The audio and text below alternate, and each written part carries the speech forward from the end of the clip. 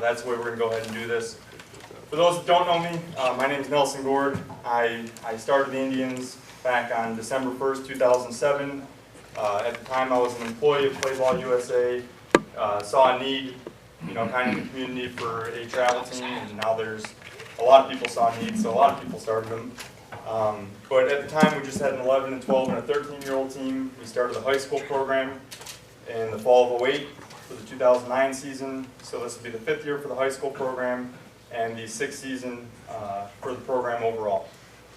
A couple things in addition to that, I'm also the head coach here at Notre Dame, so that's why we get to use these wonderful facilities, and tryouts were at the field out here. I coached also at Oakland Community College. I was at Maine West for 1 season. I have a college and professional playing background, played at UIC, and then moved on and played with the Schaumburg Flyers, and I was 1 spring with the Houston Astros, so I'm not going to make anything up that wasn't true. No official at-bats, just a spring training invite. And then I finished up in Kansas City. So that's a little bit about my background. Another important figure that you should know is Jeff Coggin, who's sitting right here in the, I don't know what color shirt that is. That's my wife. Yeah. I think there's a word for it. It's like coral or something, right? That's my wife. Okay. Jeff is the executive director of the program. And one thing that has to be known about the Indians, oftentimes there's confusion because we were born out of play ball. Oh, it's the play ball team. Okay, well, let it be known that the Indians stand on their own 2 feet.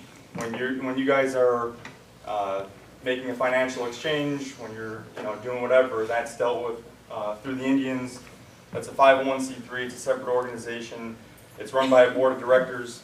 Last year we had 17 people on the board. We had a representative from each of the individual teams that we had, and the decisions are made through there. So it's not me sitting saying, I want this is the way it should be done.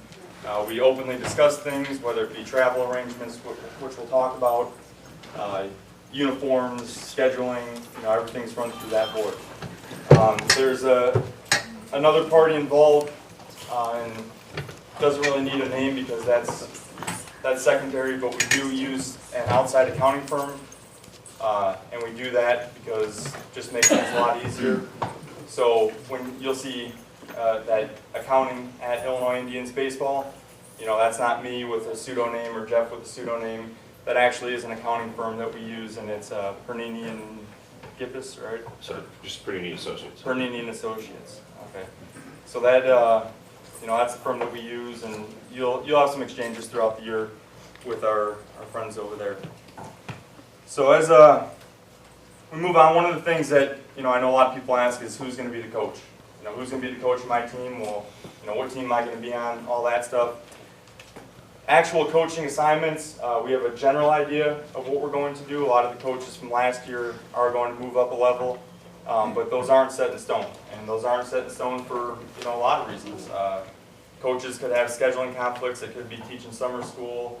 They might have family, might be expecting a child. So I'm not going to sit here and say, well, 100% this is going to be your coach.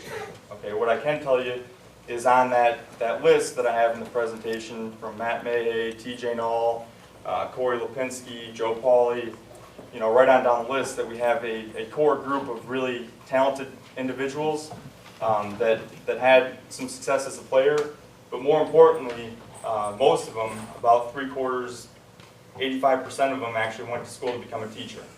And I think that's important because in actuality that's what being a coach is. It's taking the baseball and learning how to be able to convey that to the young men and get it to them effectively. So that teaching background I think really helps us as a staff get those points across. It's not about wins and losses necessarily, it's about teaching them the game, teaching them about how you can apply it to life.